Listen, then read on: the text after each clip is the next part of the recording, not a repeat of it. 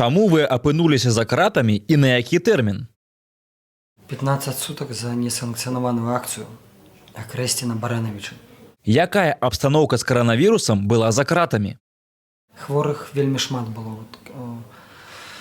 Яшчэ калі прыехалі людзі ў Баранавіча, то быццам бы такія все здаровыя, там старалі спортам займацца, прысядалі, адціскаліся. А ўжо на суткі 12, ўжо у каго там нюху няма, у каго тэмпература, каго косці ломіць. У Баранавічах у мяне паднялася тэмпература 38 за 3 дні перад вызваленнем. Падкалачвала, ну і потым я ўжо там удома праляжаў. Мяне знабіла тэмпература, ну пахі, здаецца, былі. Колькі чалавек хварэла ў камеры і як вы зразумелі, што побач з вамі хворыя людзі? Ну, ўжо пад маё вызваленне палова камеры. Адзінае, што разумееш, калі ў людзей нюху няма. А так жа, што там таблетку не выпрасіш, не тое, што там ты экспертызую, кавід у яго ці не кавід. Якія ў памяшканні былі ўмовы ўтрымання? Ну, будынак быў адзін з самых жахлівых, які я бачыў. Стары корпус баранавічскай турмы. А тое, што цікава, пераселілі ўсіх зэкаў, крымінальнікаў у новыя карпусы, а судачнікаў у стары. Будынку больш за 100 год, аблезлае ўсё, вільготнасць вялікая, ну яшчэ, дзякуй Богу, акно адкрывалася, то можна было праветрыць. На рукамыйніку замест сіфона быў пакунак завязаны, у які цякла вада. Ну, дзякуй Богу, што адчынялася в акно. Калі пры такіх умовах не адчынялася в акно, то там бы зусім была катоўня. Посуд — это вельмі цікавая гісторыя, добрае пытанне. Яго прымушаюць у турмах мыць. То бок зэкі паелі, і яго давай там пад халоднай вадой неяк націраць, то бок это проста цырк. Проста цырк. І такое я сустракаў адзін раз толькі ў віцебскай турме. Калі там зэку забаранялі мець лыжку з сабой і кубак у камеры, таму што гэта антисанітарыя. Але казалі, што ты павінен за сабой талеркі мыць. І ўсё, ты іх быццам бы мыеш, рукамыйнікаў пад халоднай вадой, ну што ты там памыеш, зразумела. То добра, калі яшчэ там перадалі нейкую губку і мыла пазней. А так от, ну, хто што размазаў, аддаў гэтыя талеркі, і іх потым зноў накладваюць ежу. Не, ну натуральна, гэта рассаднік хваробаў. Натуральна.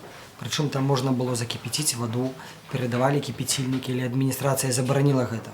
І толькі там па паказаннях доктара, неяк доўга выпрошваючы, ты мог дапрасіцца гэтага кіпяцільніка ці нейкі там кубак кіпню, калі ў цябе 38, каб ужо нешта заварыць.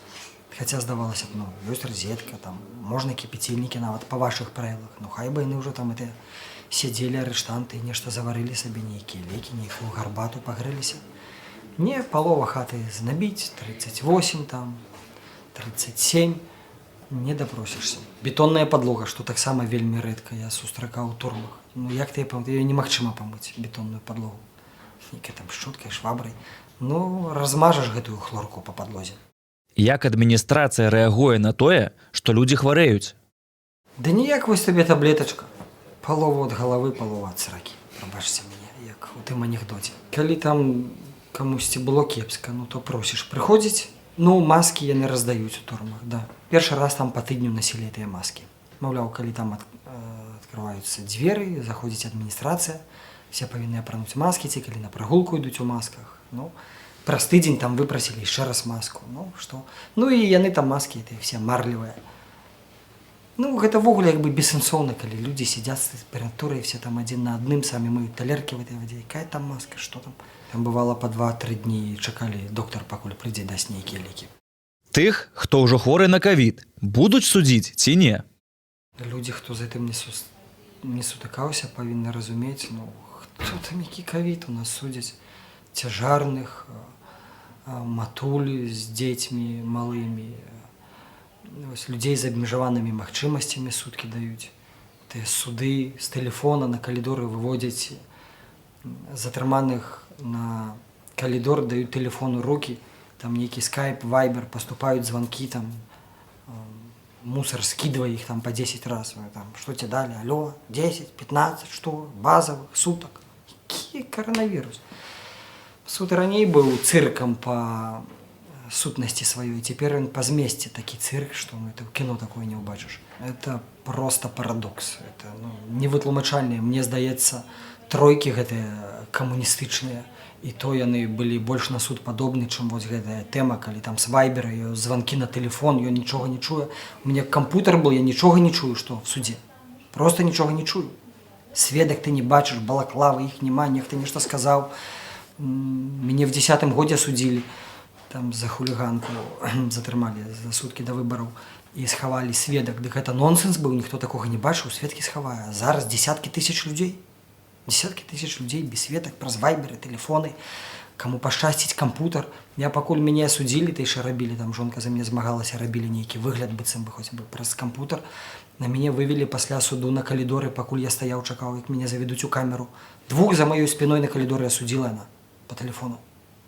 Просто, ну, невытлумачальна. Это няма у лексіконе словаў, каб, ну, Оруэлла пачытаеш, і то, здаецца, там нейкі суд і нейкія допыты. Калі б быў выбар сесці на 15 сутак ці перахварэць ковідам, што б вы выбралі? Класс.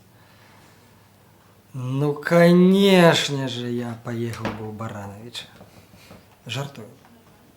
Не хотелось бы выбирать паміж двух вар'яцтвамі, але прыйшлося і адсядзець і перахварыць.